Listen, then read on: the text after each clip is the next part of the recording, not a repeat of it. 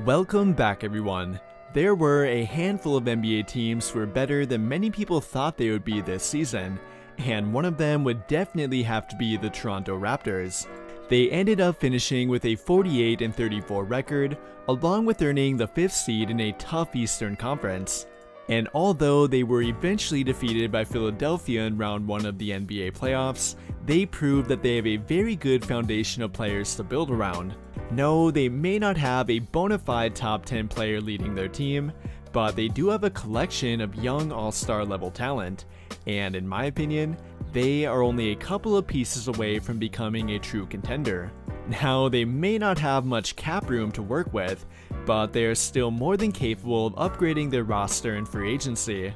And with that, the Toronto Raptors will likely be operating as an over-the-cap team, meaning that although they won't have any cap room to give out, they will have their full mid-level and biannual exception to work with. Now, if you are not a salary cap nerd and have no idea what those are, they are contracts available to use for teams who are over the salary cap but under the hard cap, which is a money line that is currently set at $155 million. The full mid-level exception is valued at a bit over $10 million, while the biannual is valued at a little over $4 million. And even though that may not sound like much, they will allow the Raptors to pick up 2 or maybe even 3 quality players. And in today's video, we're going to talk about who I think the Raptors need to think about offering that money to in free agency. To provide us with a little criteria to follow here though, I think they need to spend their money on a few of their biggest needs, which in my opinion are number 1, a true center that actually fits their team, number 2, a more reliable backup point guard or combo guard who can play solid defense and knock down threes, and number 3, another shot maker to prevent their offense from becoming stagnant. In addition to that, I will not be including any of their own free agents in my list, but without further ado, let's dive into it. And we are going to begin with an honorable mention, which happens to be former Toronto Raptors Serge IBAKA, who although might not be good enough to crack our top 5, I think he should be on their radar. Like I mentioned before, the Raptors definitely need some more depth at center, but the only problem is, there are not that many available, and even fewer who would work in their system. Now, I know that IBAKA was primarily a power forward in the past, but nowadays, he is pretty much a true center, and despite being a bit past his individual prime, I still believe he could help them.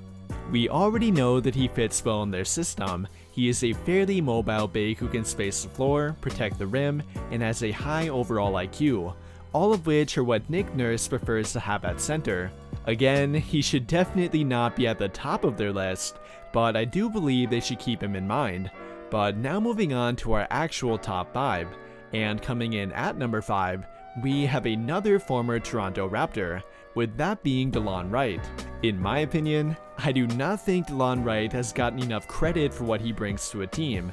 He is a reliable backup point guard who does not make many mistakes, he is a great defender, and can even shoot fairly well now too.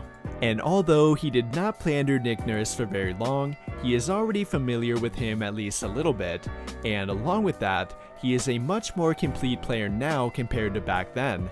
If there is one thing that has not changed about him though, it would have to be his defense. DELON WRICHT remains a great defender, and has some of the best timing in the entire league.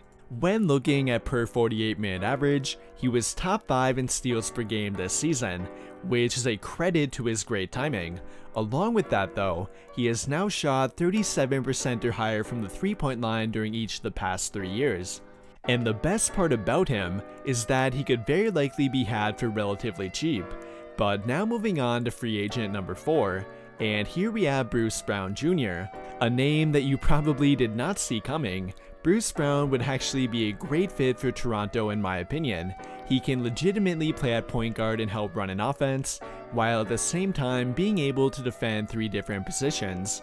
In fact, there are few combo guards around the league who have the ability to make a bigger impact on defense than he can, and I'm really not joking about that either. Bruce Brown was a difference maker for Brooklyn. And while he may not be an incredible 3-point shooter, he is definitely showing improvement. He shot over 40% from beyond the arc this season, and is becoming more comfortable in regard to catch and shooting. Now, it would probably take most of, if not all of their mid-level exception to acquire him, but at only 25 years old and with room for improvement, Bruce Brown could be a sneaky good pickup for them. Now moving on to free agent number 3 though, and here we have Mitchell Robinson, a guy who they have already had reported interest in. Robinson would provide them with that true center that I mentioned before. No, he may not be a 3-point shooter, but he fills pretty much everything else that they will be looking for on defense. He is a great rim protector, a good defensive rebounder, and is even mobile enough to switch on defense here and there too. The only problem with him is that I don't think he's worth their full mid-level, but he would definitely want more than only their biannual exception. What they could potentially do here is offer him about $7 million from their mid-level, and then use the remaining $3.4 million on a different free agent. I definitely think they should consider him, as they could really use one traditional kind of big, but I don't think they should overspend on one either, and Mitchell Robinson could potentially be that happy medium for them. But now moving on to free agent number 2, and here we have Gary Harris, a guy who is coming off of making over $20 million per year. He cannot hope to get that same kind of money again, although he would definitely be worth about half that amount, and that is something that the Raptors could offer him with their mid-level exception. Gary Harris could add a lot of two-way depth to their backcourt. He is a great defender, a good 3-point shooter, and can create his own offense if needed to. All of which are things that the Raptors could use a bit more of, and especially in regard to that shot making, because other than Gary Trent Jr., they don't really have a shooting guard who can regularly create their own offense. He might be swayed away by other teams, but I think the Raptors need to think about throwing him an offer. But now moving on to free agent number 1, and here we have Mo Bamba. I rarely, if ever, put a center at the top of my free agent list for any team in today's NBA, but I think this one might be worth it, as Mo Bamba would appear to be what the Raptors are looking for. Now, I'm not sure how much they'll be willing to pay him, but he checks pretty much every box that they have for a big. He is a great rim protector, he can run the floor, and he is a good overall 3-point shooter too. All of which is only amplified by his youth. He is only 24 years old and still getting better, which in my opinion, would make him a great fit for a young Raptors team. And I don't think there's too much more I need to say about him. He fits what they are looking for, he would fit their timeline as a team, and they could likely afford him as well. But with all of that being said, that will conclude my top 5 free agent list for the Toronto Raptors. And what do you guys think? Do you agree or do you disagree with my list? Let me know your thoughts by commenting down below and we can talk about it there. That will do it for this video though. Big thank you to those of you who took the time to watch until the end of this video, and until the end of all of my videos in general. I really hope you enjoyed it, and if you did, be sure to drop a like on the video, subscribe to the channel if you have not already, and turn on notifications to get notified right away when I drop a new video. But as always, thank you for watching and have a great day.